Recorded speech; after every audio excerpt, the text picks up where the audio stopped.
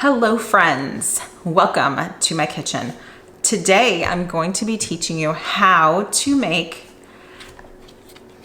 clementine marmalade. Now, I have made marmalade a couple times in my life, and I did that because my stepson actually loves marmalade. Ironically, I don't think that he's ever had any. I think he had tried it once. He's like, yeah, mom, that's good, blah, blah, blah. But I find it's really helpful to have homemade jam on hand for a couple different things. One, if there's a new neighbor in your neighborhood, or if you're going to a housewarming or something like that, maybe a couple homemade gifts. And I also love to bring tie a little bow around like 4 or 5 different wooden spoons. I think it's such a cute idea because that's something that everyone can use. That along with some homemade jams or preserves, I think is a fantastic idea.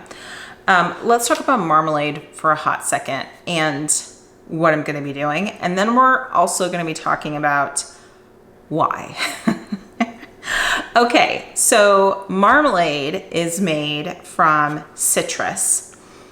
You use the whole fruit, but I have to tell you that I don't like the yellow pithy part in my marmalade.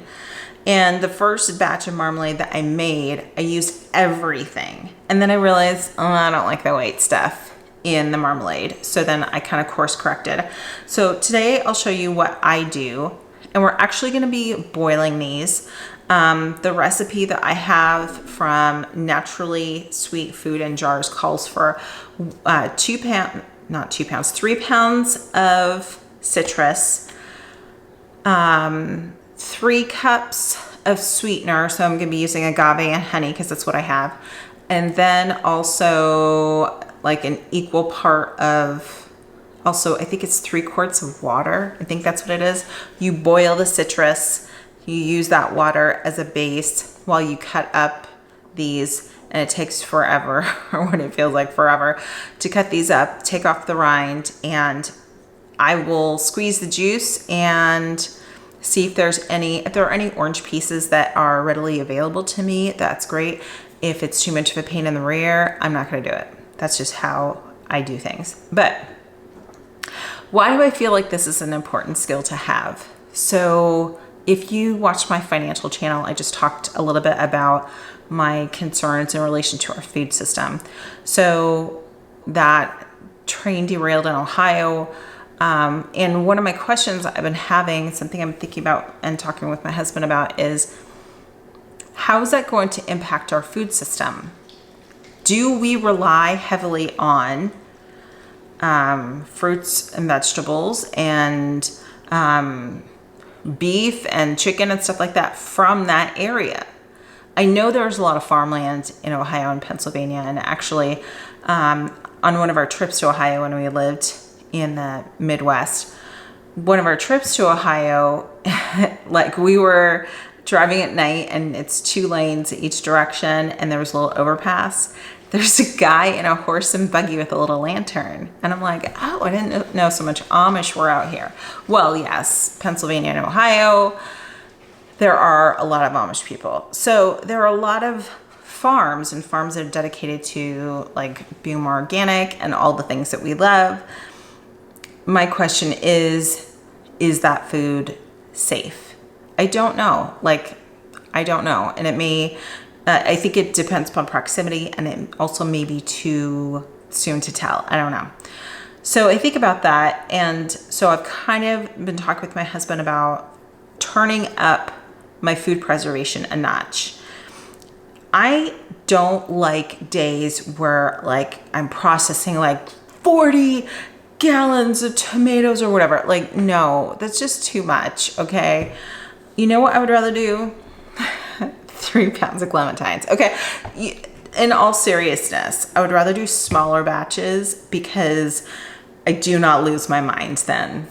And actually just earlier this week, this is applesauce made with cinnamon, and my son prefers this to the stuff that I stockpiled in my pantry, that he was like, I just don't like it as much. I like your applesauce better, probably because I add a lot of cinnamon but I know he'll eat it. So I had a couple pounds of apples, like 3 pounds of apples that I thought were gonna go bad. And so I instead made applesauce. So I wanna encourage you, like, figure out your food preservation deal. Some people love their food dehydrator. I think it's great, but I think there's a time and a place for it. Like, I've tried dehydrating different foods and I don't know that my kids like it. And they're like, oh yeah, apple slices are good or whatever. But in some instances, they would rather have something that's canned or preserved. So I think it's good to have different modes and know different ways of doing that. So like I mentioned, today I'm gonna be doing a small batch of clementine marmalade. Let's get this in on the stove and we'll go through all of our steps.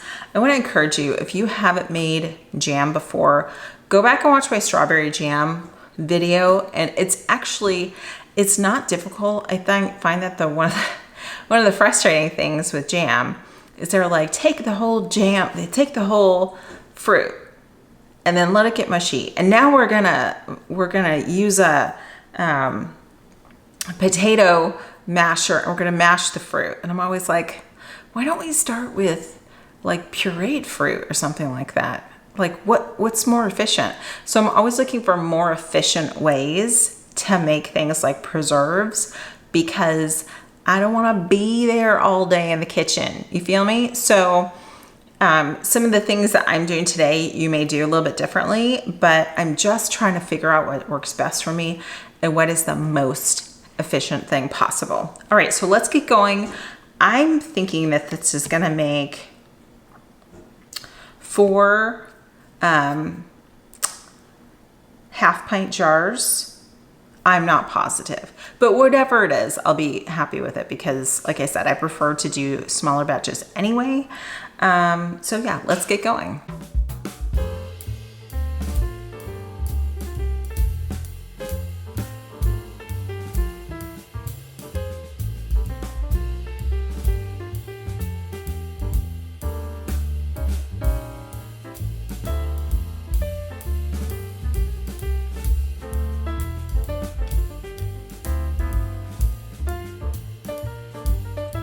So we let these boil for, I don't know, 40 minutes.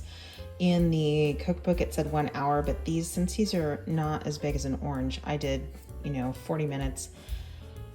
And we're reserving the liquid. Just looking at it, I may need some more filtered water. That's okay. We're gonna let these cool completely and then we're gonna process them.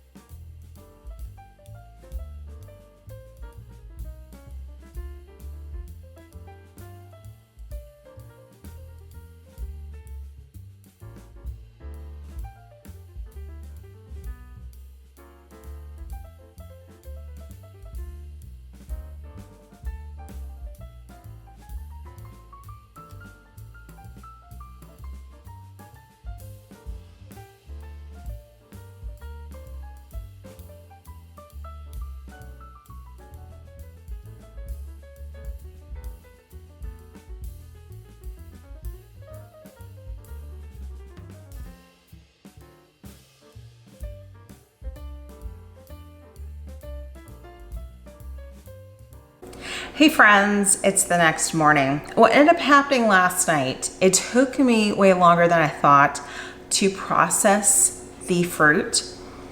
And so it was 9 o'clock at night by the time I finished with dinner and dishes and getting everything put away, and by the time I was ready for the next step. And I remember my son saying to me, he's like, Mom, you're gonna film at 9 o'clock? You're gonna make jam at 9 o'clock? And I was like, this kid is smarter than me apparently, because yeah, I didn't put 2 and 2 together. So I took my Le Creuset stock pot, my Dutch oven. I put let it cool down. I put a couple of dish towels down in the fridge, and I put the whole thing in the fridge. Before we proceed, we need to talk a little bit about jam, jelly, marmalade. So we can take as much time as there is in the day to complete this project. If we're being really real here, we can take all dang day to make jam, but the point of this endeavor is not to take all day.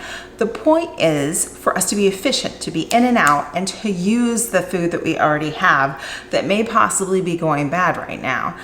So what I want you to keep in mind when you're making something like a jam or a jelly or a marmalade is keep the end result in mind. I'll give you an example of this. So my son really loves raspberry jam, really hates the seeds. It took me a minute to realize there's no sense in going through the process that everyone tells you to. Take the whole fruit, put it in the pot, boil it with your sweetener, mash it up, blah, blah, blah. He hates the seeds. The seeds are going to be in there if you do that. Rather, I take the whole fruit, put it in my bullet blender, put it through one of these, and then boil it up. And is it going to be chunky? No, but it's not going to have seeds. So you kind of have to keep your end result in mind here. I took more time than I really needed to with this project because I'm kind of experimenting. This is my third time making marmalade. And the first time, I literally just took all of the fruit and didn't really take the time to take the little white, not even the pith, the little white stringy things on the fruit off. Okay, and that showed up in the finished product of the jam. Now I'll tell you, I'm a weirdo, and if I'm gonna have jam on my shelf, I want it to look pretty, right? It should be colorful and pretty and delicious and all the things. And I really hated that the marmalade I was looking at had like white stringy stuff in it. So again, that's just me. What I did with my second batch of marmalade, I used primarily the flesh from the orange. I actually did blood orange. And then I took all of the fruit out and squeezed it through a cheesecloth and just used the juice. You can do that. I mean, we're using pectin in this, even though this is a low sugar product, and we're not going to use a whole lot of sugar in this like you would a traditional marmalade, because I'm all about tasting the fruit and not the sugar. We're using Pomona's pectin, which is primarily for a low sugar jam, jelly, marmalade, whatever. So you can do that if you want, and that way you're just processing the skin of the fruit. Last night I took a little bit more time than I needed because I thought, what if I take my time and put some of the fruit in? This is, again, a giant experiment for me because I don't know really what will give me the outcome I want, which is like a beautiful product. I do want bits of fruit, but I want it to look pretty, and I don't want there to be a lot of like any of the white pithy pieces or stringy pieces in there.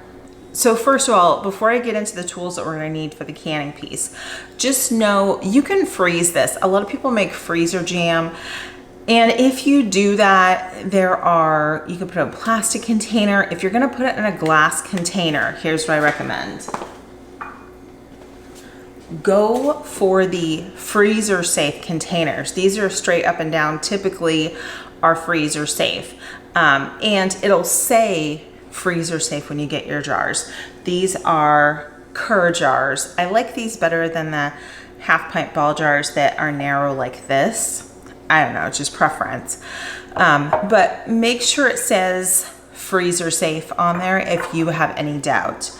But today I'm gonna go ahead and process and make the jam. Of course, it's gonna be hot as blazes today. Pick that day to do it. I've had it on the stove for about 30 minutes trying to get to come up to room temperature so I don't shock my Dutch oven before I turn the heat on. Now, Dutch ovens are really resilient, but I give mine a little love, and I'm trying to like make it last as long as possible. So I have it over here. We're gonna get some heat on that and get it up to simmering in just a minute.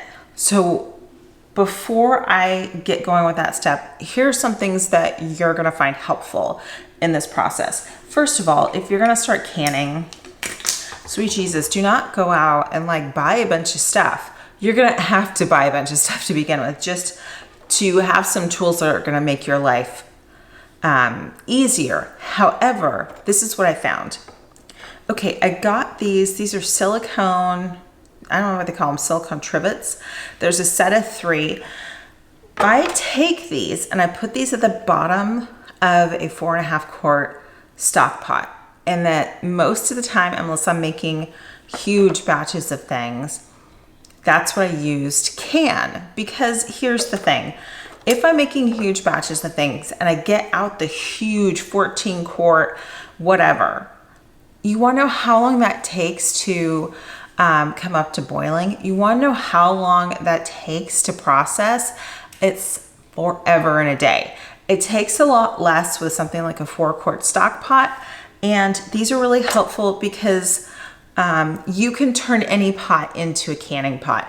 All you need is something for the jars to sit on. You just want your jar to be able to sit on there and not be directly on the metal of the pan, because then you run the risk of them breaking. You don't want this directly on the bottom of the stock pot, okay?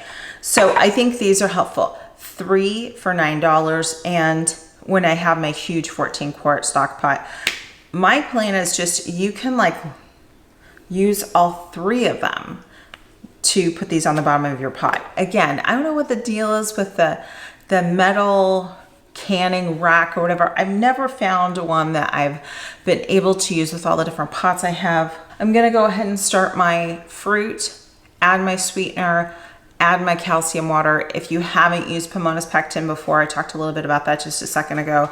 There's a calcium water piece and a pectin piece. And other than that, it's really not scary. You just put the calcium water in first, and then like after things get broken up and you're ready to put your pectin in, you just throw that in. If you haven't canned before, this is probably not the video for you to learn about how to can. Bottom line, if you wanna make jam, if you wanna make preserves of some sort, make it as easy peasy on yourself as possible. Just figure out what works for you. So that's my only advice with canning. What do you like? And then we're gonna figure out like how to be as efficient as possible. I think that's it. Let's go on to the next step. Okay, so in this pot, I have our cut up rinds. I have some pieces of the mandarin orange, and I've taken most of this is the water that was the result of boiling the mandarin oranges, and I have that in here as well. So I'm gonna be adding my, it calls for agave, but I really like half agave and half honey. I'll see what I feel like. Maybe I'll do agave, I don't know. But I'll add my sweetener, and then we're gonna use a product called Pomona's Pectin. And if you have never used that before, I'll share with you how you use the 2 products that are in that packet. 1, you use a calcium water, and 2, it comes with the actual pectin. So I'll show you how to use that. Okay, so I'm using Pomona's Pectin here, and there's 2 parts. This is the actual pectin. It doesn't say, well, it does say pectin 10 ounces. This is the calcium water, and it says to prepare the calcium water, we're gonna add a half teaspoon of calcium water and a half cup of water in a lidded jar. Now, here's what I do know. In the past, I have put... Are you doing a video at 9? Yes. O'clock? Yes. It's 9. I know. In the past. Okay. In the past, I have used this entire packet and measured out. I think this is actually 1 teaspoon, and then you can add 1 cup of water to a jar. You can put that in your fridge and it stays good in there for quite some time. I wanna say a couple months, but I'm not positive. So that's another trick as well. So I'm gonna be using Pomona's Pectin.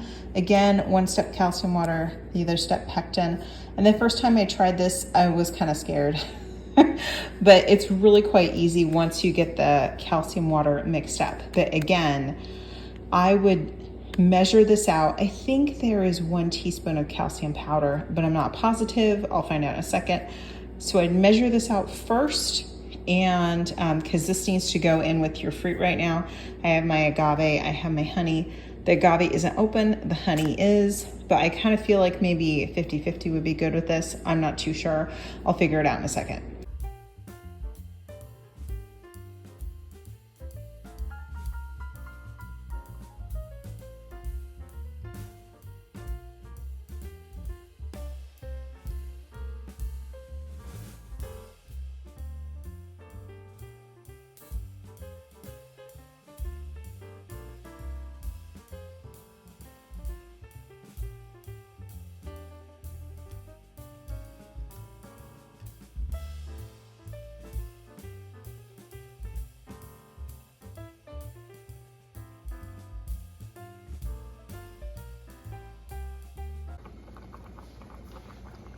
Okay, so I tested my marmalade. It's good. We used the cold plate method. I think it's ready to go. So I'm gonna turn the heat off here. Why did you stick a plate in the freezer? It's called the cold plate method. Does it work? Yes. And then we have 3 jars. These are half pints, but they're the short squatty ones like this. And those are ready to go. Remember, hot jar, hot liquid. So I'm gonna let this cool for a hot minute, and then we're gonna be putting the hot liquid, hot jars, wipe the rims, put the lids back on, and then I'm gonna put it back into the boiling water, like simmering water, and then I'm gonna crank the heat up and get it to boil. So it's gonna process for about 15 minutes, and I think we're ready to go.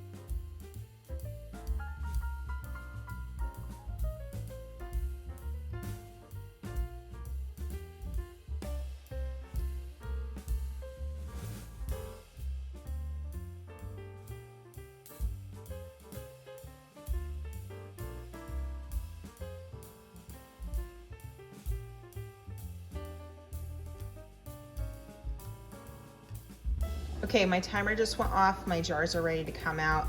I've had this marmalade on low because I don't want it to cool completely. One thing I wanted to point out to you, do you notice the color here? I find that, and I'll use the plate method to figure out if the pectin's all ready to go, but the color in jam really darkens when it's really ready. When the fruit is soft, when it's all ready to go. So I'm gonna take these jars out. I'm thinking maybe I can get another 2 jars out of this here. It'd be great if I could get 3, but we'll see what happens. Hey friends, so obviously it's the next day and I'm done processing all my jars. I wanted to give you a heads up, let you know how much I ended up making.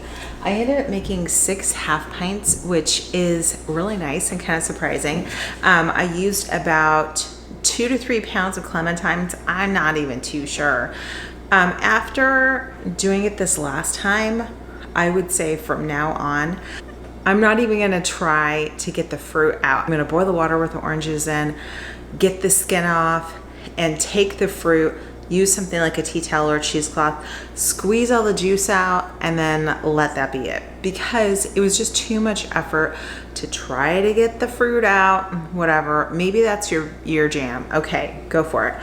But it was just too much of a hassle for me. So what I want you to know though was I actually had an issue with my lids. For the first time, I used some lids that were recommended to me. A bunch of people love them. I got them from Azure Standard, and almost all of them failed or looked weird. And so I had to go back and reprocess with ball lids. And the only ones that didn't fail were these jars, brand new jars, and they had ball lids on them. So I'm not gonna be using those lids for canning anymore. I would say if you canned before, you know what you like and stick with that. And now's actually a really good time before canning season. And when people are processing their harvest, now's a really great time to purchase everything that you need. So I would encourage you, like I found a restaurant supply store online today, and everything that I needed was there, and it was not expensive. It was actually quite a bit cheaper than HEB, and I looked this morning. So that's it. I want to encourage you, go forth and do what I did and process things in small batches. You don't have to have this whole huge day of canning. You can make things in small batches. You don't need to have this whole huge day where you're processing and canning and all of that.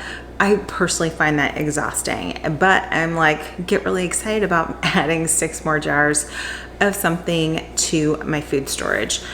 So go forth and get creative with canning things and preserving things, and you may just find that you're gonna find some spectacular recipes and try things that you wouldn't have normally tried. All right, friends, make sure you like and subscribe and share with anyone who you think would be interested in preserving things like maybe some clementines that have been sitting there for a little while. That's it for me, folks. Now comment below and let me know, are you the type of person that you like to get big canning projects done in one day, or do you can in smaller batches like I do? Comment below and let me know. All right, friends, I hope you're doing great. Please like and subscribe, and I'll see you in my next video.